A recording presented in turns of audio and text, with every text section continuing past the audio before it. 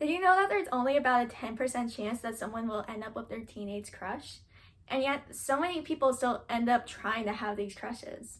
Well, the reality is that one, humans kind of like to do the impossible. It's kind of what we're known for. And two, just because crushes are just kind of a whole lot of fun. So, is there truly anything wrong with that? Hi, I'm Race, and welcome to the second episode of Obsessed. Today I will be talking through the basics of having a crush and sharing some facts that you may or may not have known.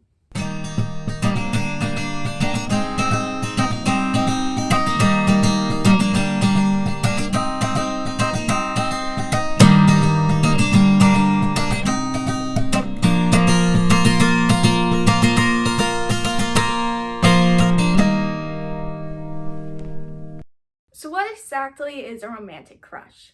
A romantic crush is when you are attracted to someone with the common goal of trying to actually be in a relationship with them. They typically make you feel light and bubbly and without any control over your emotions. This is why you tend to do or say pretty embarrassing stuff while you have a crush. When you have a crush, you tend to be a little bit more clumsy and you kind of slur your words a bit. Some people are even known to talk louder when they know that their crush is near, because they can hope that maybe they'll hear something that you say, agree to it, and then be like, oh my wow, I want to be with you. Your heart just beats faster and you can't help but smile every time that you think about them. It's the best part about having a crush. And I'm guessing you guys have already kind of self-concluded that having a crush has a large effect on your brain. Crushes tend to give you dopamine, which is a chemical that triggers happiness towards your brain. This is around the same type of rush of when you have a candy bar that you've been craving for a long time, or after a long, successful workout. Your brain records this initial happy feeling, so that way anytime that you think or see your crush, you get a new burst of that happy, feel-good energy from them. This then becomes a cycle of wanting to see your crush in order to gain the reward of happiness. The longer the crush, the more dependent you are on them, because you just get into a nice rhythm and it becomes muscle memory. A crush can even get to the point where you've liked them for so long that it actually starts to become an addiction. You get so dependent on the fact that you're gonna see them on Monday at around, 1:54 p.m. and you just get so used to it. Long breaks away from your crush can feel draining because you don't have that reward system that you've had for months. Now, crushes simply make you a much happier person. Yes, you may be annoyed about how oblivious they can be at times, but at the same time, when they finally notice, you can't help but feel happy, and then you want more rewards like that. This makes the moments that they actually notice you so much better. I mean, a crush simply just gives you another thing to think about. A happy distraction from the real world. Now, for most, a crush will only last about 4 months. You meet, there are sparks. You believe, you fall head over heels in love until you find something that makes you start to regret the feeling. Then you move on and stumble on to the next person who will make you feel dizzy and happy and oh my wow. Now, for me, this has never actually been the format. I've always been a long crush type of person, so you guys have to tell me what it feels like. Technically, if you have a crush that lasts longer than 4 months, then that scientifically means that you're in love. However, like everything, it all truly depends on you. Now, a person will think of their crush as the most perfect person ever. They will memorize every word that comes out of their mouth and worship those sentences.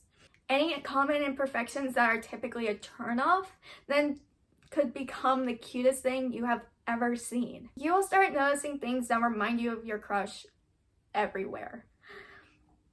For example, if your crush has a name that maybe you never heard before meeting them, then all of a sudden you will start seeing that name everywhere. Then all of a sudden you're gonna start taking note of every time that you see the name until it feels a lot more common. Or if they wear a pair of bright red shoes, then every time that you see someone else with bright red shoes, you'll think of them. That's how crushes work. That's because your brain is constantly aware of the fact that your person could just appear out of nowhere. Typically, someone who has a crush on someone will start doing a large amount of research about the areas that they know they enjoy. For example, if you know that your crush is in drama club, maybe you'll decide that you're gonna start researching about musicals. Or if you know that they're a swimmer, then maybe you'll start watching Michael Phelps swimming videos on YouTube. Doing things that are in the same vein of your crush's interests can make you feel connected to them even if you aren't talking at that moment. Plus, then you also convince yourself that if you actually get the opportunity to talk to your crush, you'll have something to talk about because you researched about Michael Phelps. You researched about Broadway shows. So why are teenagers considered kind of the target audience to get more crushes? Now, having a crush is one of the few things in society where there isn't necessarily a minimum age attached to it. You don't need to be 16. You don't have to be 18. You don't need to be 21. You can just start having a crush when you naturally feel like it. This means that this new desire to actually want to be in a romantic relationship could be someone's first taste of adulthood. All in all, having a crush just makes a teenager feel more mature. And in a way, kind of rebellious because they get this newfound freedom that no one can actually control. The biggest thing to remember is that having a crush is a completely normal part about being a teenager. It's the point in your life when you start learning about your own personality preferences when it comes to meeting people and being able to learn how to cope with new feelings that you may have never had to control before. And you're able to get a nice good head start on this before going to college or truly jumping into adulthood. Now, I won't lie, having a crush can be really hard. All you want is for that one person to see everything that is wonderful about you and to imagine spending some of their most precious time with you.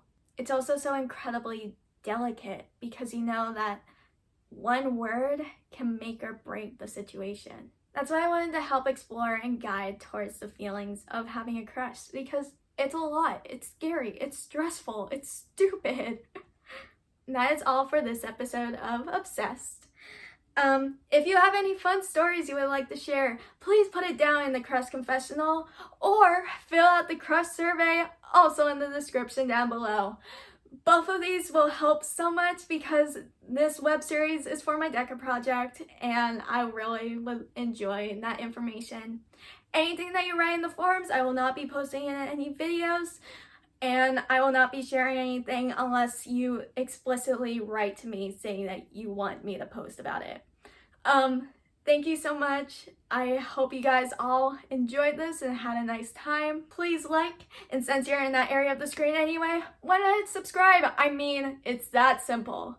And like always, I hope you stay your extraordinary self.